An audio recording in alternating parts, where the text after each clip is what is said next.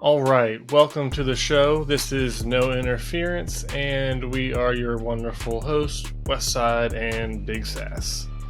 Week 3 of the NFL season is finally in the books. It's been a entertaining season full of surprises and wonders, we'll say. We got a few undefeated teams left, and we have a few teams that have not won yet either. But we are just going to dive into some things. So we got some pretty interesting topics to talk about today.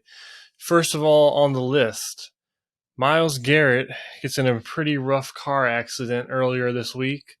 Luckily, I'm pretty sure, out of the hospital, and he might miss this week's game, but it sounds like he's mostly fine after a scary car accident. Yeah, it seems like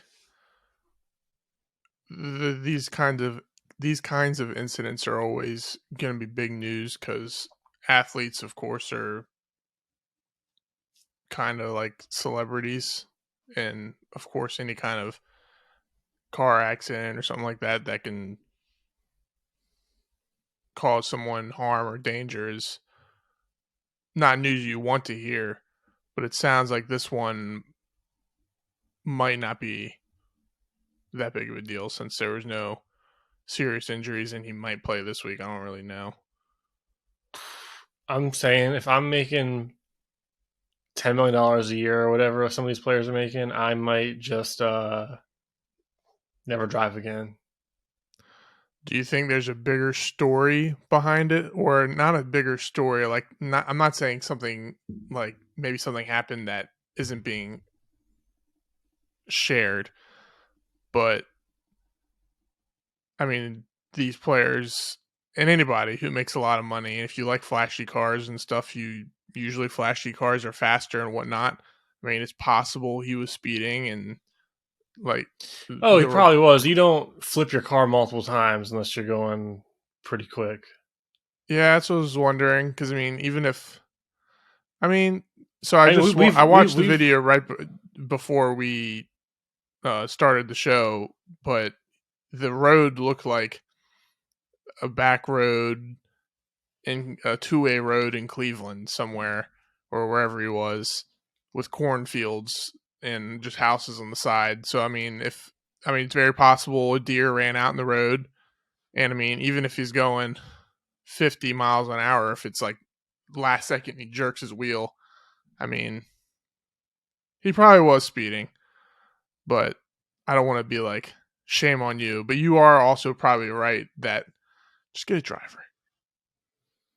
Yeah, well, just like all these not all, a lot of these players and all professional sports leagues all have these souped up cars, and it's like, I mean, if you got those bigger engines, like it's not hard to speed. Like you just give it a little gas and you're gone. Like I don't know, maybe put in the contract like you can only have a V6.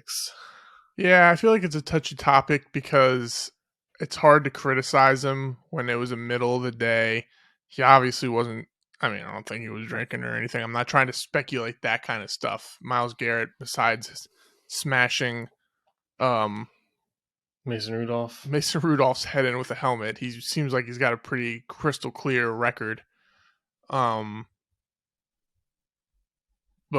I mean, it does. I mean, he flipped his car. I mean, he could have had a season-ending injury or a life-altering injury. Could have died.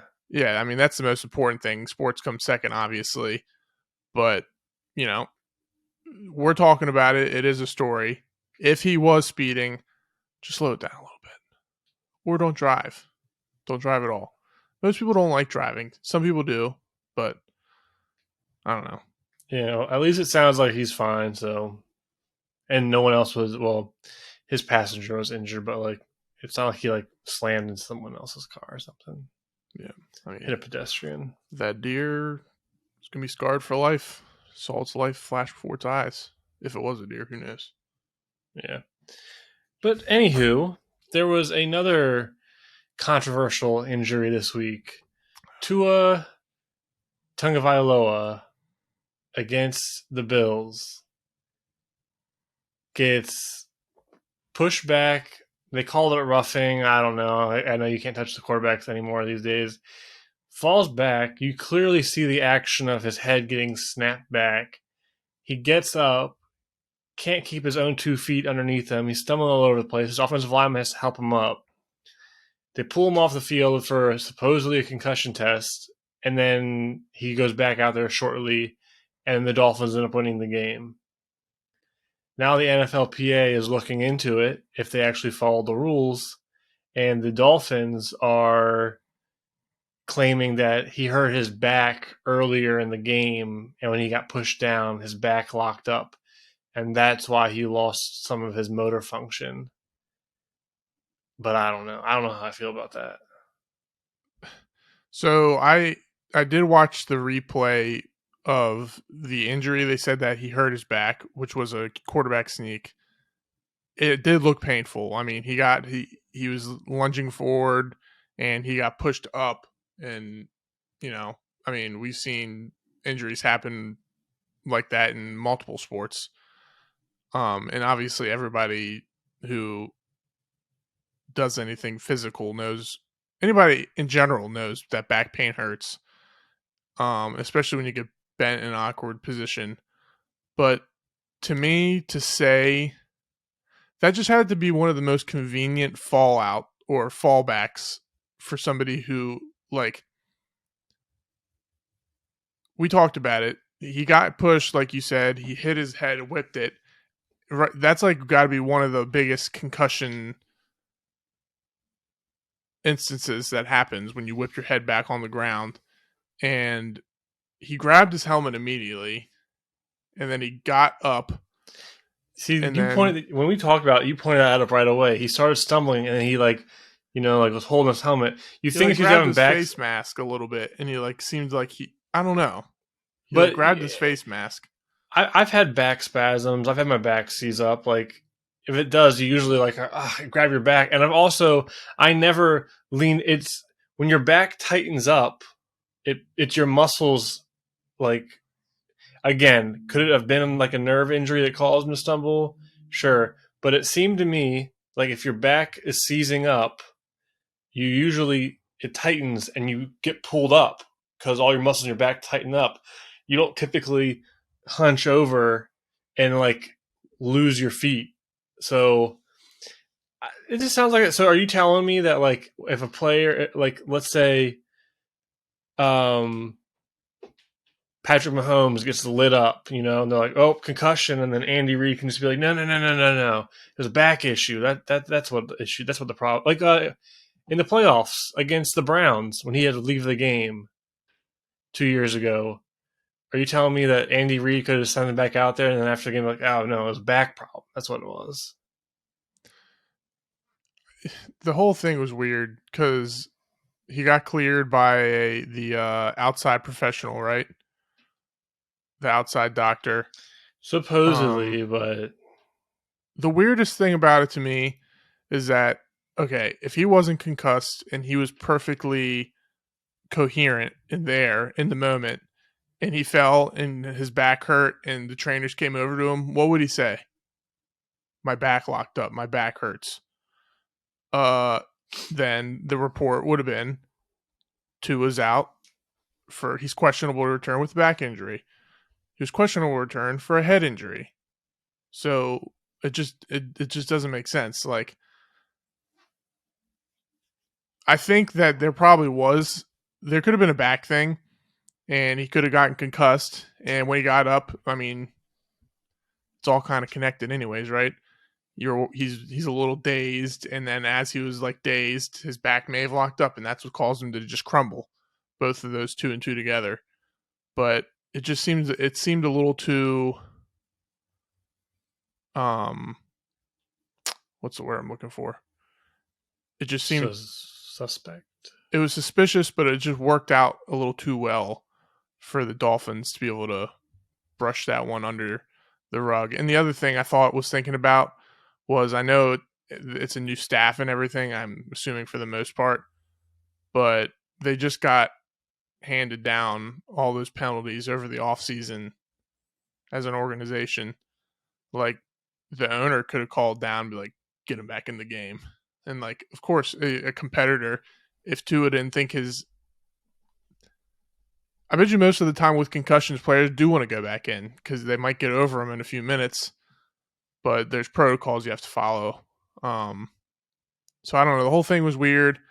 I don't want us to sound like we're like, he had a concussion, he deserved to not to play and all that stuff. But, the league has to follow, the teams have to follow the rules. Yeah, I'm not, like you said, I'm not like, oh, he had a concussion, he should have played, like, the Bills should have won, blah, blah, blah. No, to me, I was watching the game when it happened, and I was like, oh, he has a concussion. And then he ran back out, and I was like, I was at the bar, so I wasn't listening to the game, but I was like, that's suspicious. And then I get on my phone, update, and it's like, Tua's been cleared to go back in, and I'm just like, are you sure? Like, I don't know how much the league can look into it. Like, I'm sure they do have reports and whatnot. I know they're not blatantly going to be like, oh, we just didn't follow the protocol, but it says the NFL said it has every indication that protocol was followed. So. But here's the other rule. If you lose, I don't know it for word, but it's if you sustain a head injury and you lose motor function, you're automatically out for the rest of the game no matter what. But since it was a back injury, he was okay to come back. So even if you don't have a concussion, if you have a head injury that causes you to trip around like he was, even if the doctor goes, it's not a concussion, you cannot come back. But because they were like, oh no, that was a back problem, he was able to come back. That's one thing that I think needs to be looked at because some of the science, and again, I'm not a doctor, but you could get a concussion, but it won't hit you until hours later. Like, there's lots of players that said they took a big hit and they're fine, and then on the flight home, or like when they're going to bed, they get like the worst headache ever that doesn't go away for days. Yeah, that's true. I think we both agree that it looks suspicious. I don't care if we're wrong or not, and if it was just his back. I mean, we've seen him concussions before. It just looks suspicious. It seemed a little too convenient for the Dolphins to come up with an excuse, and they now have a history. And I don't think it shouldn't have any effect on their season, obviously, but I mean, if the NFL does, or the NFLPA does investigate it, I'm assuming they'll get fined at the worst. So, but it just goes to show, if it does come out that he was concussed, I've been pondering the cost. I've been pondering that, and I think if they are found that they broke protocol regarding concussions, I think they might get hit with a draft pick.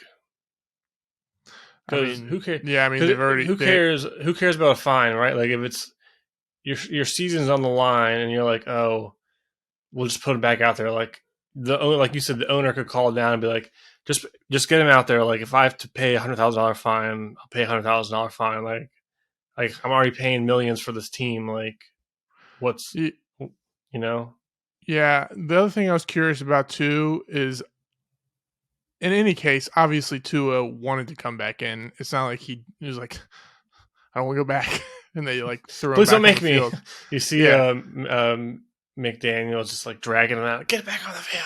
Yeah, so it's not like that is the case, but I was wondering if like it does come out that they broke protocol. Does the NFLPA have the right to sue the NFL? Does it have to be on behalf of Tua, or is it just on behalf of the NFL Players Association? I don't really know how that works. I don't know. That's an interesting question. Because, I mean, if they can sue, I mean, the NFL's already been sued for concussions, right? Like that huge lawsuit already. Yeah, well, they years ago, right? Yeah, they like settled. It was a big settlement. So, I mean, who knows? But, well, anyways, while we are on the topic of the Dolphins, they are the last undefeated AFC team, one of only two undefeated teams remaining in the league, sitting at 3-0 Are the Dolphins legit? That's the question everyone wants to ask this early in the season. Can you be legit this early in the season? You can be a legit 3-0. You can be legit, but as we see many times, not many times, but usually I think it takes at least over a month to get a good read on a team and players. So like after 4 games, so week 5. Obviously the better your record is, the better off you're going to be. If you're a truther and you're actually a good team, you want to be 4-0, 3-0, or 3-1, whatever, 2-2. You don't want to be 1-3, 1-2, 2, whatever, or 1-3. Wow, those numbers really got me flustered. But as we saw with Arizona last year, they were 7-0, something along those lines. The Cardinals. Arizona came crashing down. Just off the top of my head, I just thought about it, but like 13, 12 years ago, or maybe more than that, the Chargers started off like 1-4 or something like that, and then they won like 10 games in a row at the end of the season. And there always seems to be mediocre teams that play decently in the beginning of the year. For instance, the Giants. Their roster's not as good as being 2-1 and almost 3-0. Those are kind of easier to read. Now, I will say back to the Dolphins, since that's what we're talking about. I do think they're legit. I don't think they're, and I mean, some people will say like, just because they beat the Bills and they're 3-0, I don't think they're the favorite to come out of the AFC, which I think some people do jump on right away. I do think they're a playoff team, and they do look better than I would have suspected. I mean, their defense looks good, and I mean, Tua, he looked amazing against the Ravens in the fourth quarter. I think he's gotten a lot of hype over really playing well one quarter, and he's been decent the rest of the games. So I mean, I got off. Yeah, it's all right.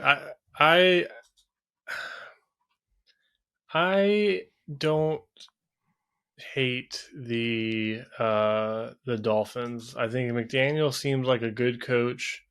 He's a first year coach, and he's settling in. They're the Dolphins right now. They're averaging about 20.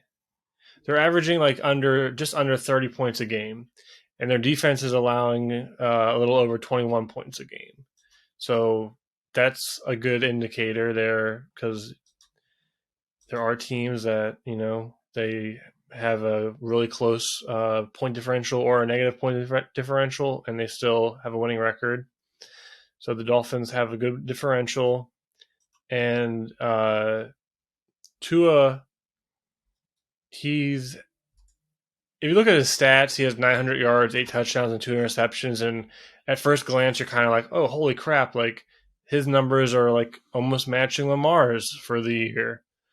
But you dive a little deeper, and week 1, he has 1 touchdown, 0 interceptions, 270 yards. Week 3, against a really good Bills defense, he has 1 touchdown, 0 interceptions, 180 yards. And then between that, it's the game where he went nuclear, but Baltimore also busted 3 coverages in that game. Mm-hmm. So his stats are a little inflated. However, in his defense, he is completing 72% of his passes on the year, which is ridiculous, especially with he's averaging 9.2 yards an attempt. So he's pushing the ball downfield, and he's completing a ridiculous amount of passes. One thing I am a little nervous about with the Dolphins team is they aren't really great at running the ball. Raheem Mostert and Chase Edmonds have not got it going. And so there's going to come a point where, like, if you're not a threat to run the ball, then teams can start letting their dogs get after you off the defensive line. And I think their defense is solid. Byron Jones hasn't played this year. I think he can come back week 5. Xavier Howard's kind of been hit or miss. I don't know if he's still whining about his contract. So I do like the Dolphins. I don't know if I like them as a AFC favorite just yet. I would still put them behind the Bills. Even I would put them behind the Ravens still if we're talking projections. I still think they're a top team, but it's basically you basically are just saying don't let Waddle and Hill break loose on you, and you can stay in the game.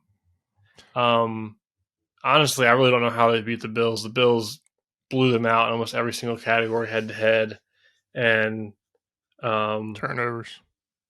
Yeah, turnovers, some poor play calling, and but I mean, you have two of the fastest players in the league, and Tua is putting the ball right on the money pretty much all year. It's a passing league. If the Dolphins do get their run game going, then they'll be really dangerous. But yeah, good for them. We've kind of crapped on Tua a little bit, calling him noodle arm and whatnot, and saying how he's going to hold this offense back. And as you said, Waddle and Hill are definitely making him look better because he's had some bombs where if you put the ball on the money, it's easy touchdowns, and it's a little harder than that. But he's doing his thing. They're 3-0. One of his. Go ahead. I was just going to say, I mean, the more realistic stat line for Tua is, I would say, between 200 and 250 yards, maybe like 225, and 2 touchdowns.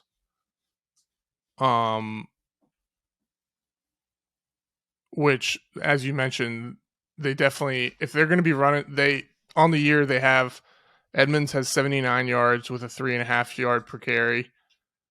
Mostert has 78 yards with 3.3 yards per attempt.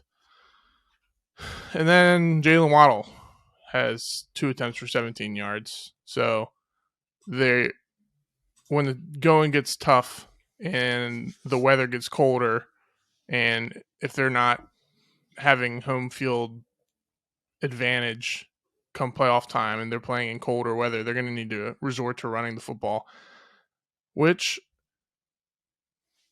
they do have 2 of the fastest guys in the league. So, I mean, they can find ways to put the ball in their hands and let them get to work. I'm not saying that's not possible, but like you were alluding to, I don't think their poor run game is sustainable in winning games. So we'll see. I think we both agree that they're a legitimate playoff team, but they're not perfect. Obviously, they could be 2-1 right now, and I mean they could have lost to the Bills. Like you said, the Bills blew them out. It could be 1-2. Yeah, the Bills blew them out. All the statistical. What I need them to do is make a trade for Kareem Hunt. That would be a good move. I mean, Chase Edmonds is he's young. I mean, for a running back, maybe not. Stupid. But he's not a big back, and he's mostly a receiving back. And then Mostert's 31 or 30. So, I mean, their O-line's decent. They have some things to fix. I think they're a legitimate team, though. I don't think they're a bad team. So we'll see.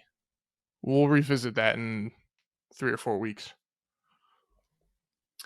Yeah, they're going to be they're going to be a threat, and I wouldn't certainly want to play them in the playoffs when they have players that can just house you all game.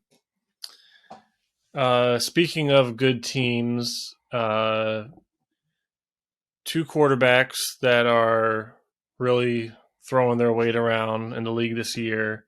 Lamar Jackson, who already has an MVP under his belt, and Jalen Hurts are both leading pretty potent offenses in the league. Right now, that might be the MVP race to watch. And let's just chit chat about that some. As much as I hate bringing it up, Lamar Jackson is basically playing out of his mind right now. He's completing 63% of his passes. He has 10 touchdowns, 2 interceptions, and he's really putting the Ravens on his back.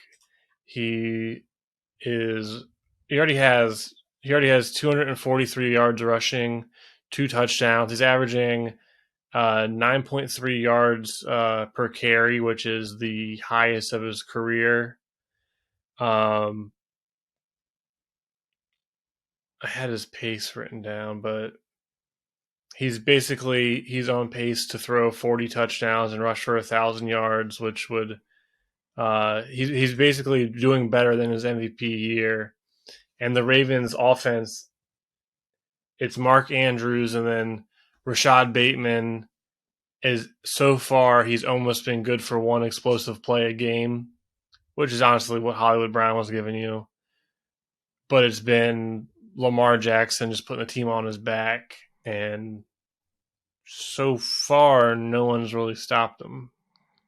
Yeah, I mean, if he's a one-man wrecking crew right now, you alluded to his stats. They haven't gotten a ton of production outside of the reliable Mark Andrews, and then just like you just said, Bateman making pretty much a play a game, it seems like.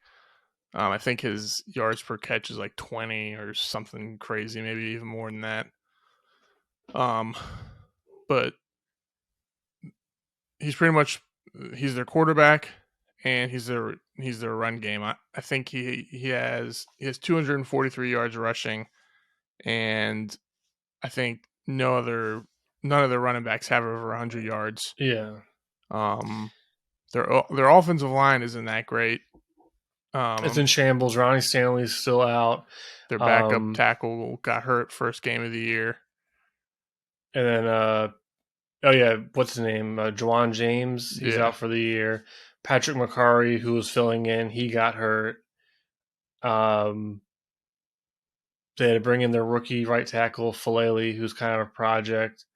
Zeitler is doing pretty good at right guard. Their rookie center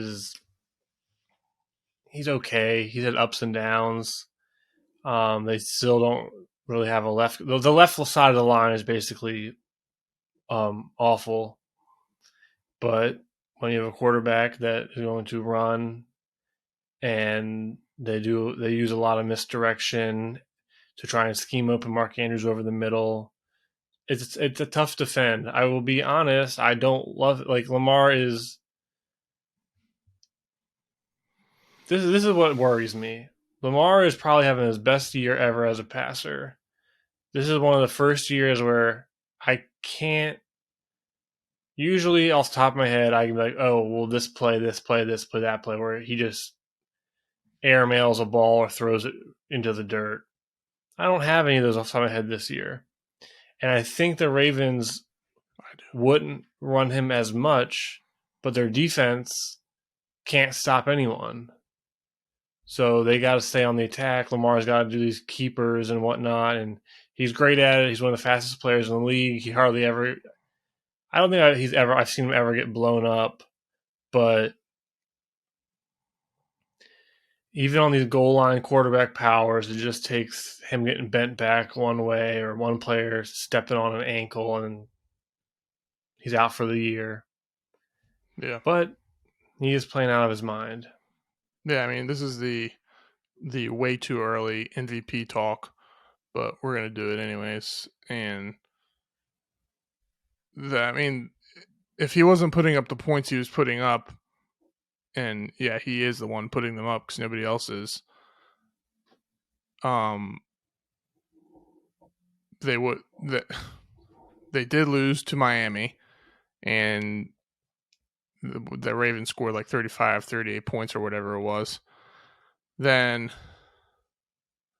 against New England, they gave up 26 points to that Mac Jones led offense. And Lamar had to put on a show in that game, 200 yards, 200 yards passing, 100 yards rushing. I think that's 2 games in a row he's had back-to-back 100 yards rushing. Yep. And then week 1, they played the Jets. So, I mean, they handled business. I do think we're talking about an MVP race here, and I think we're alluding to Lamar Jackson and Jalen Hurts, and we can talk about Jalen Hurts in a second. But I would say if the season ended today after 3 games, Lamar Jackson should get it because the defense and the lack of the run game. Because, like, the game against Miami, if they had, you don't want to rely on your quarterback to run the clock out at the end of the game. Like, the quarterback can't pound the ball into the offensive line and tire a defense out and sustain a long drive. Lamar Jackson has a lot of yards rushing this year, but he's busted off a lot of long runs. I mean, it's not like he's getting 5-yard gains, 5-yard gains, 6-yard gains here and there. Those are the runs that tire out a defense, and they need to get that run game back on track. I know they have injuries still, and they just got J.K. Dobbins back, but I do think Lamar Jackson is leading the MVP race right now. Yeah, again, I don't want to get off topic, but I've always been in the camp that the contract, at this point, I think the contract expectations for Lamar has gotten too high. And this Ravens team is not good. He covers up a lot of bad things. The O-line's terrible. They don't, as of right now, have healthy running backs. Rashad Bateman looks pretty good, but most of his yards are off of a 50-yard seam kind of route against the Jets, where he runs right between the safeties, and both Jets safeties are just like, oh crap, we didn't get him. And then he has that slant route against the Dolphins where Xavier Howard, honestly, I feel like I could have taken the ball to the house against him because he was just he obviously did not want to make a tackle. And on the defensive side, they have no pass rush at all, no linebacker play at all. Patrick Queen is awful, and they're messing around with things on the back end. And their first round pick, Kyle Hamilton, apparently doesn't know the playbook or whatever. So if you pay Lamar, how much money are you going to have to spread around to fix all these holes? Like if you're Lamar at this point, I'm gone. Just because I'm not wasting my career carrying this crap roster. Yeah, I mean, if we want to get into contract talks, my concern, here's the thing. They're playing a dangerous game here, like you were just alluding to, because if he's going to be a one-man team and take them to the playoffs and has this unsustainable stat line for a career, like for the rest of his career, he's not going to be able to keep doing that. Do you want to pay him like that crazy amount of money and the guaranteed, and like you said, it will handcuff the rest of the roster? I don't know. It's a tough decision. The other thing, and I don't want to necessarily bring this up because it's a team game, but outside of their one playoff win against the Titans, Lamar Jackson's 1-3 in the playoffs, and in his 3 losses, he's terrible. Yeah, I hate to. I don't know if I want to pinpoint those losses on him, but you're right. His stats haven't looked pretty in those games. I don't know. He's just a very interesting player because he's obviously one of the best players in the league. He already had an MVP season. He's at his current pace on his way to another one in a contract year, which I'd like to know the last time a player won an MVP in a contract year. I wonder if an MVP's ever gone to an MVP. A player has won MVP and then gone to another team. But probably not, because usually if you're an MVP, you're already good, and teams typically sign you beforehand. Yeah. I mean, this is what's hard to prioritize because teams obviously want to win now, but you also want to sign your quarterback long term to have that longevity with the team. Most of the time, outside of like quarterbacks like Peyton Manning and Tom Brady, I can't even say Peyton Manning because he didn't win a Super Bowl. What, 2 Super Bowls? One Super Bowl? 2. Broncos and Colts. Broncos. Yeah, Colts forgot against the Bears. But the Bears. I can't remember what I was getting to. But Lamar Jackson could be a perennial MVP type player for the next 4 or 5 years, but he can't play the way he plays today in his 30s. He's going to get slower. It's natural. Everybody gets slower when they hit their 30s. The hits are going to hurt worse. And he is a good quarterback. I am a Lamar Jackson believer and defender, but he still does the same stuff he did his rookie year and last year, and these things he fixed in the offseason. He throws the ball sidearm all the time. He just did it against New England. It was a clean pocket. He could have stepped forward, and he doesn't drive through his throws, and he just kind of like lays it up, and it just fizzled on him and got intercepted. So I mean, he's an MVP player, and he deserves to get paid. It's a weird situation. We got off topic there, but to the MVP conversation, I do think he's leading that race. Well, another quarterback we like, and these aren't the only 2, but they're kind of the hot picks right now. They are. Jalen Hurts, leading the 3-0 Philadelphia Eagles. He right now he's completing 67% of his passes. He has 900 yards, pushing the ball downfield, 9.3 yards an attempt. He has 4 touchdowns, 1 interception. He is rushing a little less this year. He has 162 rush yards, however, 3 rushing touchdowns. I mean, he's a weapon in the goal line, something that Lamar, quite honestly, isn't. But Jalen Hurts, he doesn't have the gaudy stats, but he's making the correct choices. And, I mean, he's putting his team in a great position. He's not making dumb mistakes. He's not, from what I looked at, he's evolved to where he's running to get. He's kind of making that Russell Wilson next step where he's more so running to get more time to pass the ball downfield this year. Which is good for him with the weapons they have. He, week 1, targeted A.J. Brown 14 times. Went over the Lions. Week 3 against Washington, he turns to Devonte Smith, who put up some insane numbers. They got a plethora of running backs, and his threat to keep the ball in any play opens up things for any back they put in there. And you can see it in the way he kind of commands the field, that like there's a sense of calmness with him. Yeah, he never seems phased. Same expression. He gets hyped after scores and stuff and wins, which I like, but hard to see him phased by losses or poor plays or anything like that. And he never seems frustrated.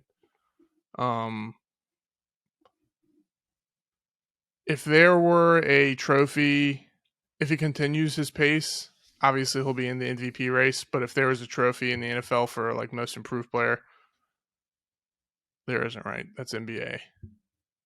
Because comeback. NFL is comeback player of the year. Yeah, but not most improved. He wouldn't be comeback. But if there's a most improved player for the year, I would say Jalen Hurts is having one of the more bigger improvements from not just statistically, but just the way he looks. Like last year, I thought one of his bigger issues was his velocity on throws. I thought that was a big problem in their ability to get into shootouts with teams, and him throwing into tight coverage and giving his players an opportunity, wide receivers an opportunity to make a play. And this year just looks different. I know he worked with that quarterback coach in the offseason.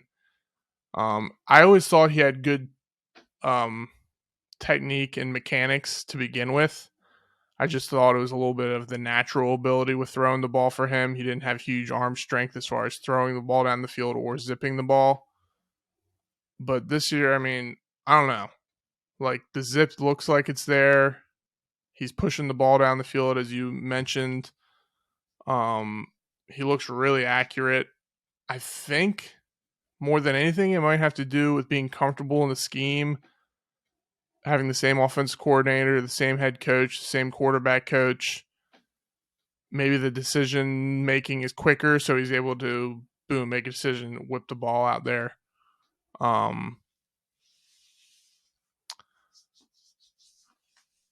mean, just like Lamar Jackson, if he keeps his pace up, there's no reason why he shouldn't be in the MVP race. I just think the Eagles right now look like a more complete team than the Ravens. So that's why in this two-man race we're talking about, I would give Lamar Jackson the edge because he's more so carrying his team. Jalen Hurts seems like he's taking advantage of what the Eagles placed around him in drafting Devonte Smith last year, trading for A.J. Brown this offseason, who looks like a fantastic pickup. Sorry. Yeah, it must be nice. The additions they made on defense seem like they're all paying off. Bradbury, Kaiser White, drafting Jordan Davis. Their pass rush is doing well. So Jalen Hurts is getting a lot of help, but he's definitely made improvements. So it seems like it's going to be a good year for high-end quarterbacks here. Yeah, it's going to be fun to watch these teams play, and Eagles got the Jaguars this week. Yep. And I think that's going to be a very interesting game because I feel like the Jaguars are kind of the darlings, if you will, of the NFL right now. And if the Eagles can come out and, kind of, I guess, put a beating on the Jaguars, that would certainly boost their. Well, they'll be 4-0, so that'd certainly help. But it would boost their what's the word I'm thinking of? Their we'll just say value. I was looking for a different word, but I couldn't think of anything. So we've talked about are the Dolphins legit? Lamar Jackson, Jalen Hurts in their kind of the early race for MVP, if you will. Now, on the flip side of things, the Las Vegas Raiders, they're 0-3, things aren't looking too great for was it Josh McDaniels, in my opinion. I heard on the radio today, people were like, well, Gruden and McShay screwed him with building this terrible team and wasting draft picks. I think it's a little deeper than that. Do you know who the bottom four teams in point differential are? No. Titans, Chargers, Cardinals, and Jets. The Titans, Cardinals, and Chargers are all 1 and 2. All of their wins are against the Raiders. Interesting. I was just looking at their losses, and I was going to spin it in a good way, and you just squish that. Well, I mean, they lost to the Chargers 19-24, Cardinals 23-29, Titans 22-24. They had a chance to win all of those games. Should have won the Cardinals game. But when you put it into the perspective of the point differentials of the other teams, rather than looking at the expectations we had for all three teams, all three were playoff teams, or could have been playoff teams last year in the Cardinals and Chargers. Looked at as playoff teams this year. But that's a good point. I mean, here's my thing. The last 2 years, Derek Carr looked like he was playing free.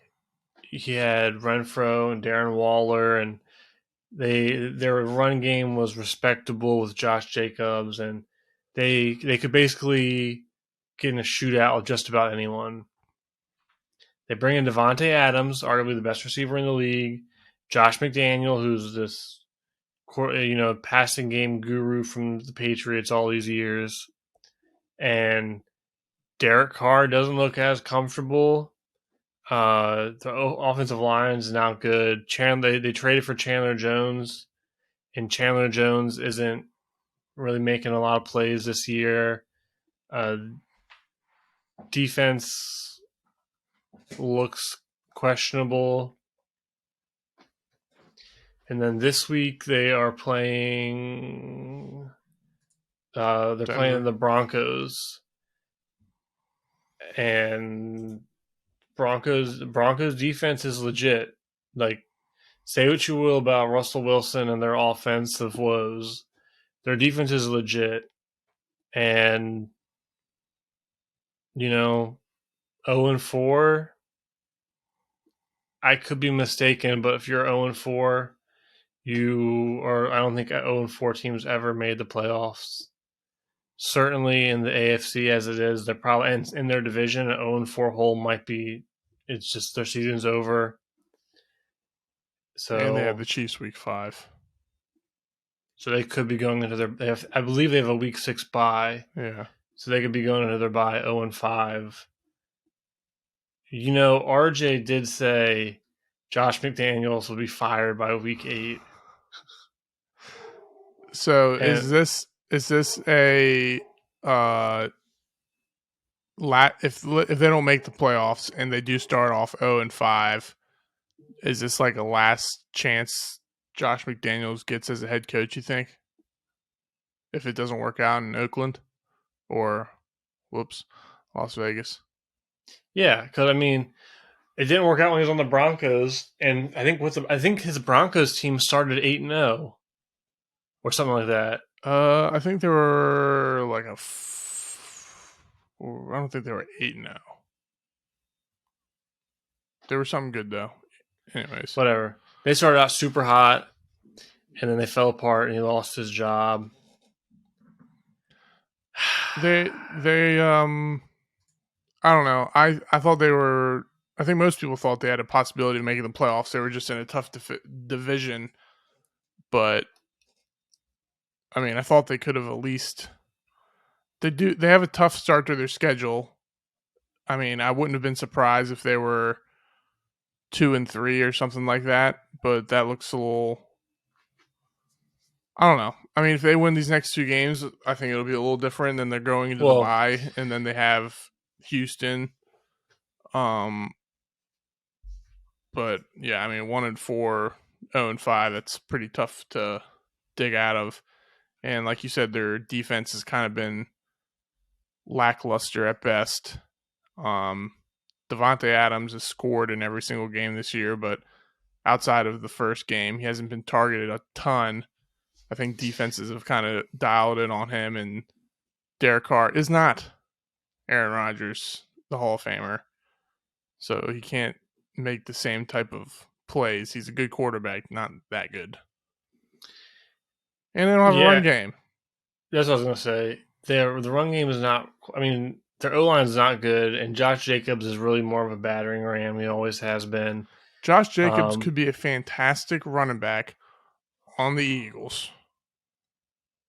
Put him on a good offensive line. Yeah, and he's kind of he's a no nonsense runner.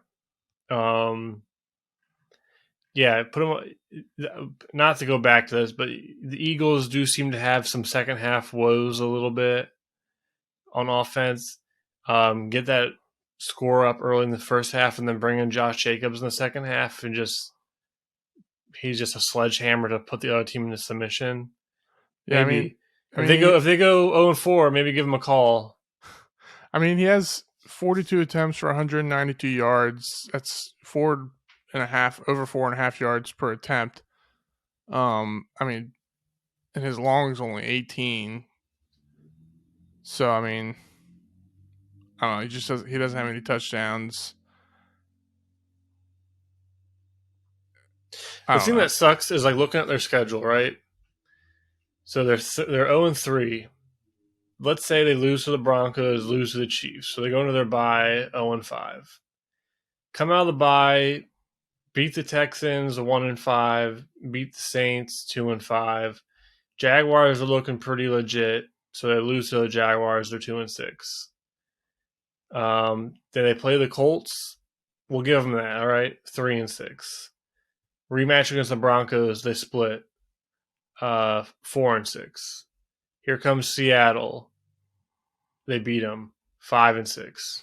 Rematch the Chargers. Chargers have some injuries. Who knows how they'll be that later in the season? But let's say they split. Now they're 6-6. Week 14 against the Rams, they lose 6-7. Week 15, Patriots. I think the Raiders are good enough to beat the Patriots 7-7. Week 16, Steelers. Steelers' offense does not look good right now. We'll give them that win. They're 8-7. And then they finish the season at the Niners. Home against the Niners and then against Kansas City. So they're looking at 7-9. If they lose both of those games, if they start 0-5 and end up being 7-9, that's a success. Well, but that's what I'm saying. Last week we talked about the Titans-Raiders game, and I said both these teams need this win because in the AFC you cannot afford to get a slow start, and Raiders are 0-3. They have not the worst schedule ever to finish the year, but going 0-5 or 1-4, outside of a big turnaround, their season's already over. Yeah, I mean, we'll see what happens these next 2 weeks. They definitely have been disappointing that they are 0-3. They played Chargers week 1, and before Justin Herbert threw that pick 6 against the Chiefs and got injured, they were on their way to winning that game. So, I mean, the Chargers could be looking a lot different right now. Obviously, got blown up by the Jaguars against Arizona, and they almost beat the Chargers. And then against Arizona, they had the game won, and then Hunter Renfrow fumbles the ball literally to the Arizona Cardinals for the win. And then the Titans, they had to come back against and they were a 2-point conversion away from taking it into overtime. So, I mean, they're not the worst team in the NFL by far, even though they're 0-3. And they obviously have talent, superior talent on offense. Hopefully they can just put a few of the puzzle pieces together, and Josh McDaniels isn't really a doo-doo coach like RJ thinks. If he gets fired half of the year, RJ will never let us live that down. I want a solid rant. But yeah, sorry Raiders fans. Hey, you went to the playoffs last year, had a nice run. Maybe you guys will turn the season around. I don't know. It's not looking good. So that covers that. Do you want to go into our picks for this week? Let's do it. All right. How do we start this? Who do you got team of the week?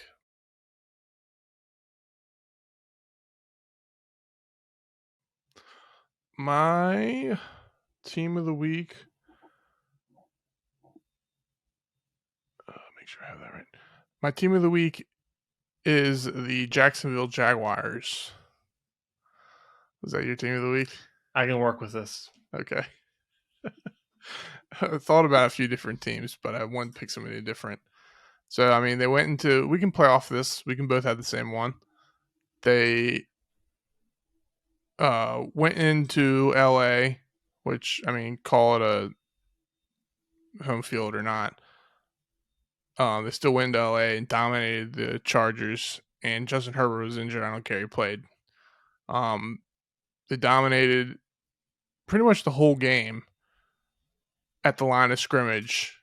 Justin Herbert was never able to be comfortable throwing the ball, staying in the pocket. The pocket was constantly collapsing.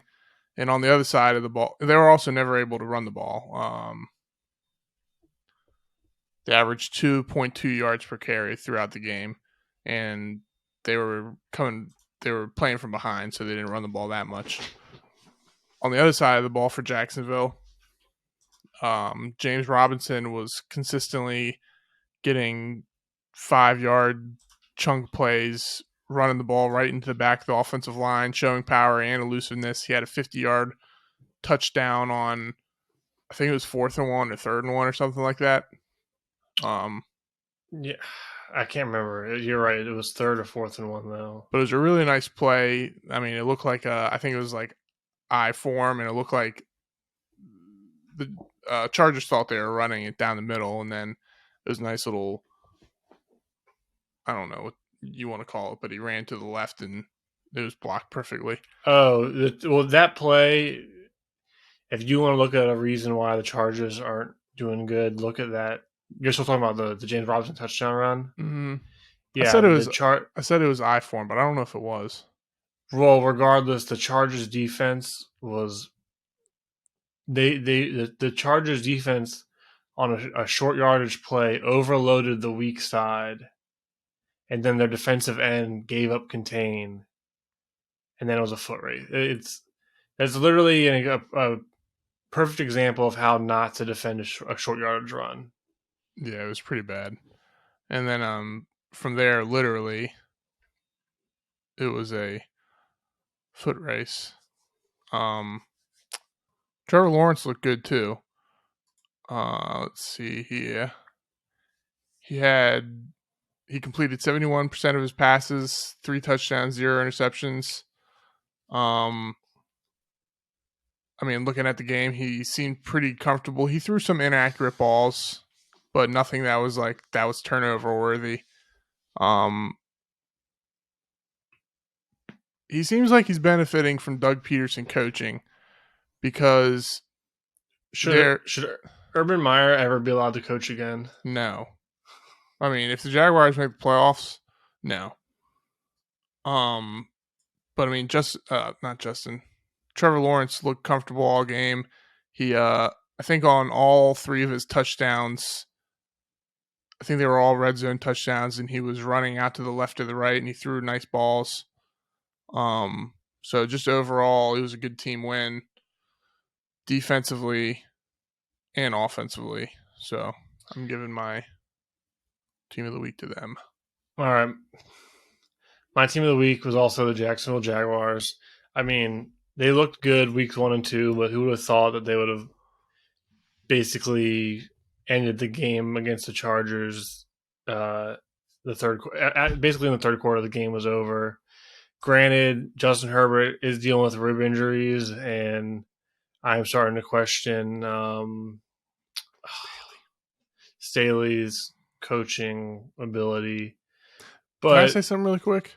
Yeah, go ahead. Their defense has been so bad since he took over. I thought he was an offensive coordinator. Anyways. Yeah, the talent is. We said it when we were doing our predictions. If it was any other team name, if it was the New Mexico Peppers, we'd be like, oh, this team would go undefeated. But anything that's related to the Chargers, they're just.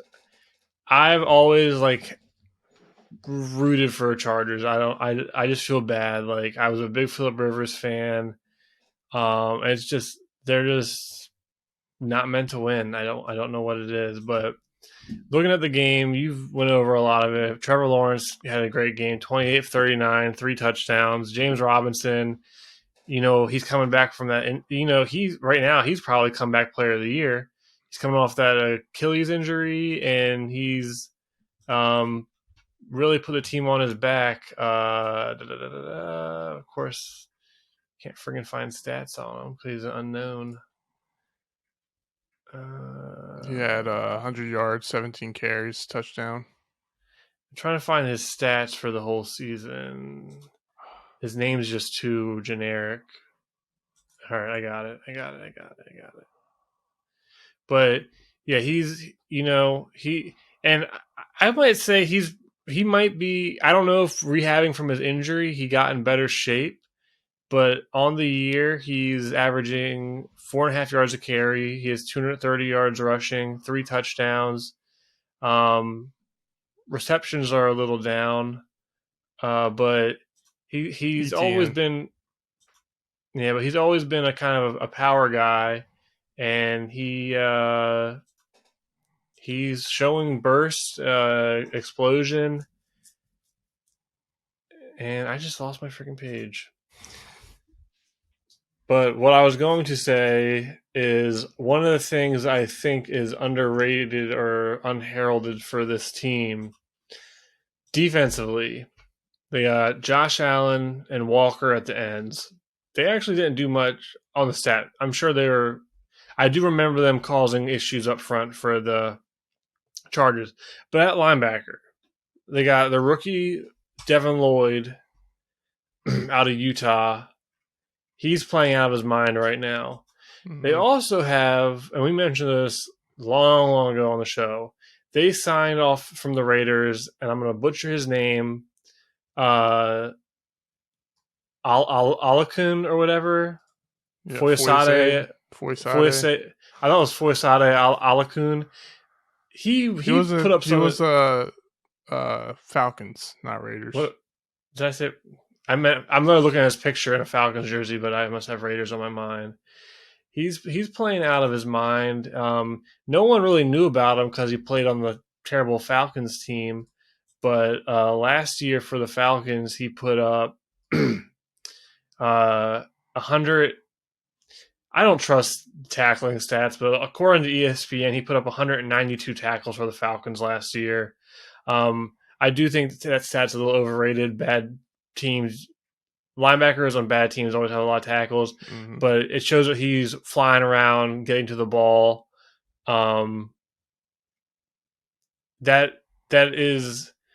It's kind of a two-way street.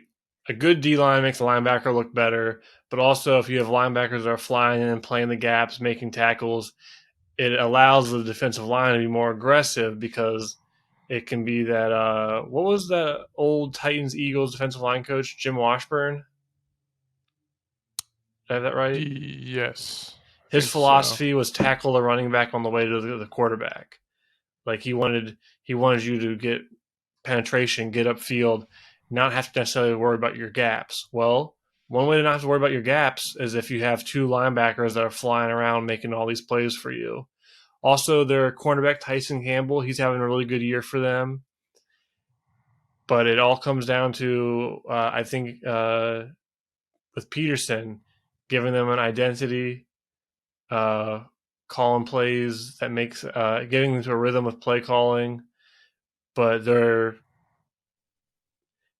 they could be 3-0 if not for Carson Wentz orchestrating a comeback against them in Week 1. But Jacksonville Jaguars, both of our teams of the week. Well deserved. All right, I got a brain buster for you then. Who's your Week 3 MVP?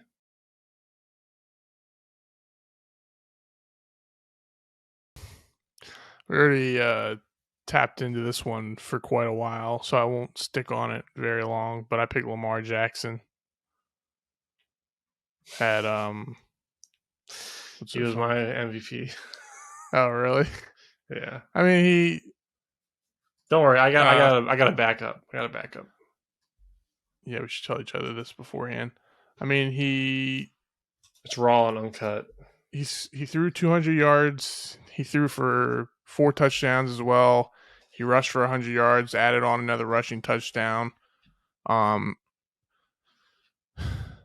His offensive line didn't play particularly well. He got sacked several times. They didn't run the ball well. Actually, what's the one Ravens running back that they played this week? Since it's like 20 different running backs. Justice. He played. Yeah, I think he had a decent stat line. But either way, Lamar Jackson was their leading rusher. And we alluded to this earlier that their defense isn't that good. It's not playing well. They gave up 26 points to the Mac Jones-led Patriots, and that's more than they scored in the first 2 weeks combined. I think they had like 24 points in the first 2 weeks, something around there. They scored 26 points against the Ravens defense. Mac Jones was looking good. The defense did have a few turnovers, so I'll give them that. But they were giving up yards and points, so Lamar Jackson had to score points for him. And he did. He did it through the air and on the ground. So, Week 3 MVP for me. All right, just to change it up, my Week 3 MVP is Devonte Smith. He was on my list. I'm pretty sure he had by far his best game of his career. 12 targets. He turned that into 8 catches for 169 yards and a touchdown. He had a absolute beauty of a catch to end the first half. It was a 45-yard bomb. He goes up over 2 defenders, comes down hard, holds onto the ball, gives the Eagles a chance for points to end the half. And then I believe with no time left, they throw him a jump ball to the back of the end zone, and Jalen Hurts wrote that up himself. Wasn't in the game plan. Well, he goes up and just makes a big play, asserts his dominance, if you will. But who was it? He got the Batman cape. What player was it that was saying y'all have 3 Batman? Was that Slay? Darius Slay. Yeah. Darius Slay is saying that the Eagles have 3 Batman. He's skinny Batman. Well, Week 1, A.J. Brown goes off. Week 2, Quez had that big touchdown, I believe. And then Week 3, Devonte Smith, it's his turn. He's turning in quite the season so far. He's one of the best route runners in the league. He's a no-nonsense receiver, but he's my MVP of the week. Yeah, I like that pick. He's definitely his ability to make. He showed it last year a little bit, but his ability to make jump ball catches it amazes me. Like his body control is ridiculous, and his hands have got to be so strong to make these plays. And he's literally a feather. He just plays big, and then he's faster than I thought he was too. because I think he hit 20 miles per hour twice against Washington. And he runs effortlessly. He doesn't look like he's moving fast, but he looks like he's moving fast. He doesn't look like he's trying hard, but he's moving fast. But yeah, I like that pick. Go Birds.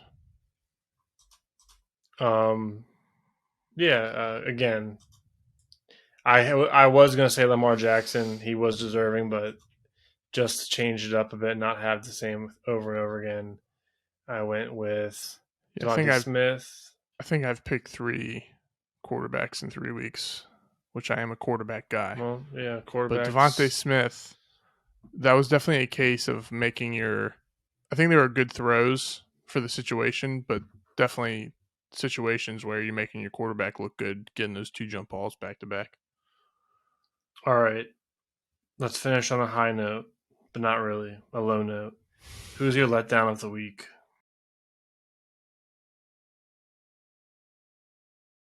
Go with Kansas City. They lost to the Colts, who were getting a lot of flack the first 2 weeks of the season. They look like a mess, and I'm pretty sure most people had them going into this week winless. But they beat the Chiefs 20-17. I think this was a game where you could really see that this was the first game to me since the season started where the Chiefs were missing that elite playmaker on the outside with Tyreek Hill and having that closer on the outside. I know Travis Kelce's still there and he's still balling out, but I don't know. I mean, Patrick Mahomes was only able to complete 55% of his passes. They didn't run the ball well. They only averaged 2.5 yards per carry and 58 rush yards. And it's not like the Colts did anything special either. I think Jonathan Taylor only had like 70 yards, something around there, 70 or 80 yards. And Matt Ryan definitely played his best game, but it was a conservative game. He had 2 touchdowns, no interceptions. He did take 4 sacks. So, I mean, I don't know. Just the Colts played better than they had. Still not great. And I just thought it was overall disappointing from the Chiefs, who looked like they could. Here, this is what I was looking for. They looked like they were going to overcome the losing Tyreek Hill, and their offense was still going to be electric. But their leading receiver was Travis Kelce, 4 receptions, 58 yards, and a touchdown. You're going to get production from him every week. But then you have Juju. He left a lot of points on the board. Yeah, I mean, Juju's been good for them, I think, but he's essentially has been what he was with Pittsburgh the last couple of years. He's getting his catches, but he's not averaging a ton of yards per catch. And then Marquez Valdes-Scantling, is that how you say his name? He's been So, I don't know. I was just a little disappointed in their offense mostly against a seemingly overrated Colts defense. Fair enough. My letdown of the week is actually the Tennessee Titans front office. So, they come into the year a little light in the defensive backfield. Then they lose Molden. He basically doesn't practice or play much this offseason, and he's on IR. He's out till week 5 at the earliest. Then they lose their nickel DB, Chris Jackson, and then their first round pick from last year, Caleb Farley, who's supposed to be back healthy, who lost his starting job to a rookie second-round pick. He gets toasted up in the Bills, looked just lost, didn't know how to cover, didn't know his assignment. So he gets benched, and the Titans bring in Terrence Mitchell from the Patriots practice squad. And then Mitchell decides to get absolutely roasted by Mac Hollins, of all people. He allows, I think it was a 45-yard catch on 4th and 10 at the end of the game, and then he allows the Mac Hollins once again to catch the jump ball for potentially the game-tying score. I don't blame Mitchell because I don't think he's ever shown once that he should be a starting NFL corner. But the Titans are coming into this game 0-2, basically must win for their expectations. And because of poor roster construction and maybe poor coaching or decision, they put a corner out there that had no business playing. He gets lit up, and they could have potentially lost the game because of it. It's a long season, but it's a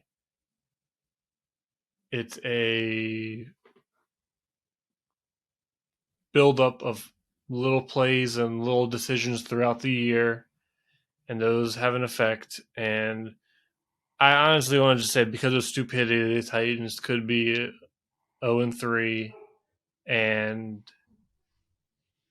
season over. So my letdown of the week is the Tennessee Titans front office. Interesting choice there. Very in-depth. And maybe it's a little biased, but it's the team I know the most of, and it was just infuriating, so I had to say it. No, I mean, they've overall been disappointing this year, and bunch of bums. I think you're right with some roster decisions have been lackluster. At least Derrick Henry played well. Tannehill, decent. This is another thing. I could make. That's the worst part. I can make the same accusations for line, running back. O-line, wide receiver, linebacker. Just poorly constructed roster. But that does it for our picks of week 3. Is there anything else you want to talk about?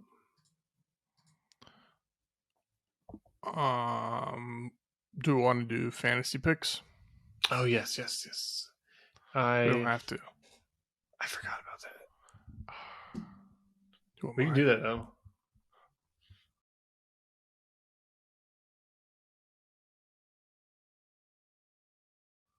Who's your picks? I'll make it short and sweet. I'm just going to do my start and sits of week 4, what I think. I'm going to go, I know this is a hot pick for this week, but I'm going to go Khalil Herbert against New York. He was just coming off a humongous game against the Houston Texans, 20 carries for 157 yards, 2 touchdowns, tacked on 2 more picks, 2 receptions. So good in your full PPR leagues. Mm-hmm. I don't know if Montgomery is listed as out yet. I think he is. Yeah, I think they said he's going to be out like a week or 2. So Herbert's shown that he can show up in that absence and also in limited role in the first 2 games of the year. He had 9 attempts, 45 yards, so 5-yard average. Week 2, he had only 4 attempts, but 38 yards, 9.5-yard average, and he had a touchdown in week 1. The New York Giants just got gashed by the Cowboys. Tony Pollard had over 100 yards. I think Zeke had like 60 yards or so. So as a team, over 150 yards. I'm going to assume the Bears are going to lean heavily into Khalil Herbert. I wouldn't be surprised if he has 25 touches this week. over 100 yards and a touchdown. So that's a definite start if you were able to pick him up or if you drafted him as a handcuff. Player I'd say this is sit, but you can't really sit this player because of his draft position. But I'm going to go with Devonte Adams. I'm not saying to sit him. I just don't love him for fantasy this week. He started off the year with 17 targets, 10 receptions for 141s and a touchdown against the Chargers. And then week 2 against Arizona, he only got 7 targets, 2 catches. He did have a touchdown to salvage that kind of.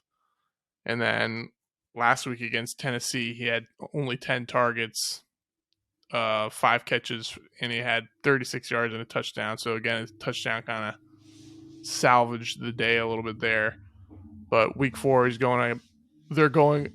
are going up against the Denver defense. I think Denver's near top of the league in points allowed to receivers on the year, as far as not allowing points to receivers. I'm assuming Hunter Renfrow will be back from his concussion, and Matt Collins showed what he can do, I guess, for this team. So, I mean, it's a lot of... That was always going to be an issue with Devonte Adams possibly on this team, was just the amount of targets. Because they have Darren Waller, Hunter Renfrow, Matt Collins now. So I just think the way it's gone the last couple weeks, they're 0-3. Denver's defenses look pretty stout. So, I mean, I wouldn't be shocked if he gets another 10 or under targets this week. So those are my picks, my starts and sits, but you kind of have to start Devonte Adams every week. All right. My start of the week, assuming his practice for tomorrow goes well, I like Alvin Kamara against the Vikings. Vikings defense really hasn't looked good this year.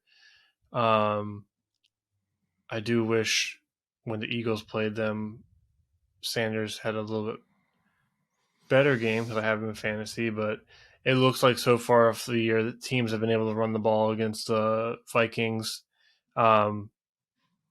Granted, their offense can be potent enough to turn away your run game, but luckily for Kamara owners, he is a weapon in the passing game, and I think Jameis is going to start looking his way a little more. He had 7 targets last week. He only turned it into 2 catches, but if he can, find some running lanes, add in 5 catches, maybe get 20, 25 total touches, I think he's due for a big game because I think the Vikings defense is just trash. And then similar to what you were saying, I think this might be Russell Wilson's coming out game for the Broncos. The Raiders defense hasn't been good. Max Crosby's still bringing it off the edge, but they've had injuries in the linebacker. I don't really love their secondary. I think he's going to have opportunities to throw to Cortland Sutton, KJ Hamler. I think he could easily put in 3 touchdowns. The only thing that I could think is a risk with it is if the game gets out of hand and the Raiders are like, 0-4, here we come, and they just quit, and the Broncos just run the ball out. But I think this is going to be a Russell Wilson week. Solid. I'm sure a lot of managers would be happy with that after a disappointing first 3 weeks. Even though it'll probably start up a bunch of let's ride. Bring that back. Did you see his burn on Eli Manning after Eli Manning burned him? Yeah. Pretty funny. Yeah, I was reading that earlier today. Is that it for today's episode? I reckon that'll wrap it up. All right, so that does it for our Week 3 recap. Once again, this is No Interference. We are your host, Westside, Big Sass. Thanks for tuning in. We appreciate anyone that takes the time to check out our channel, watch our videos. If you enjoyed what you heard, like, share, subscribe, drop a comment. We weren't able to get to you guys this weekend because life happens, but we are going to try to get back to our Sunday morning live show where we're going to be breaking down the upcoming games on the Sunday schedule, and we'll probably be doing it during the London game, so that'll be interesting. But thank you for all of our fans and listeners out there. We'll be on air soon. Adios. See you later.